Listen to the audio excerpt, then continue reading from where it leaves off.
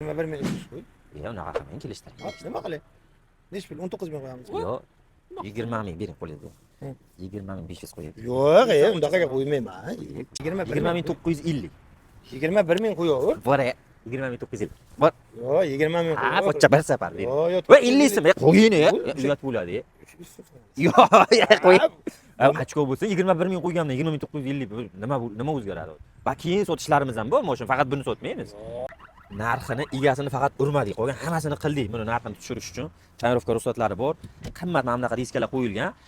Polniy digitalization qilingan ekan mashinamiz. Mashinani yarim soatcha savdolashdik. 2023-yil Kia K5imiz bir tomchi kraskasi yo'q, inshaalloh javob beramiz. Narxini 23 ming dollar deb olib keluvdilar. Shaytonlamay tur. Palakat. Narxini eshitmasdan oldin obuna knopkachasini bosib, videoga bitta like bosib qo'ying. Narxini 20 ming 950 dollarga zo'rg'agina ko'ndiraldik. Pastki raqamlarga telefon qilib, faqat naqd pulga baraka qilishlaring mumkin.